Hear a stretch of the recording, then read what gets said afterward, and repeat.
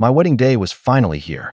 The venue was decorated with beautiful flowers, my family and friends were smiling, and everything was going exactly as planned.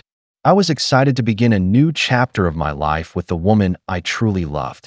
As I stood near the entrance welcoming guests, I noticed someone I never expected to see. It was my ex-girlfriend.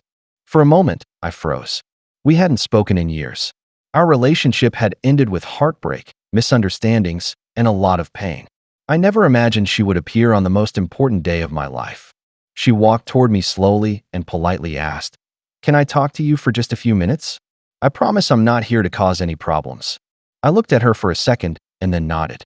We stepped outside the wedding hall where it was quiet. She took a deep breath and said, "I'm not here to stop your wedding. I'm here because I owe you an apology." I stayed silent and listened. With tears in her eyes, she said, "When we were together, I didn't appreciate everything you did for me. I was selfish, stubborn, and immature. I hurt you with my words and my actions. I blamed you for things that weren't your fault, and I broke the trust between us. After we separated, I realized how much pain I had caused you." She looked down for a moment before continuing. "I heard you were getting married today. At first, I thought I shouldn't come, but I couldn't let you start this new chapter without telling you how deeply sorry I am. I don't expect you to forgive me.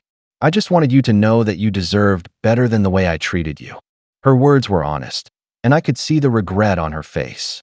I smiled gently and replied, "Thank you for saying that." There was a time when I waited to hear those words. But as time passed, I realized that holding on to anger only hurts ourselves. "I forgave you long ago." She looked surprised. I continued, "Our relationship taught me many lessons. It made me stronger and helped me understand what true love really is.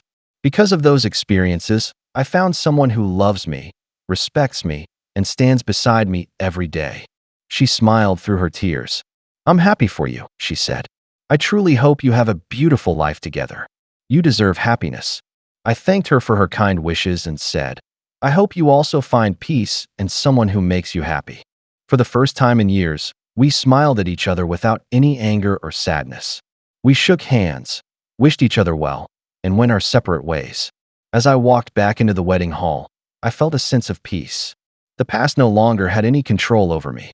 A few minutes later, the music began to play. I walked to the altar where my bride was waiting with a bright smile. Looking into her eyes, I knew I was exactly where I was meant to be. That day wasn't just the beginning of my marriage. It was also the end of an old chapter filled with pain and regret. I learned that forgiveness doesn't erase the past, but it allows us to move forward without carrying its weight. Sometimes, the greatest gift someone can give is a sincere apology.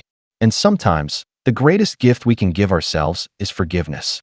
As my wife and I exchanged our vows, I realized that true happiness comes from letting go of yesterday and embracing the future with an open heart.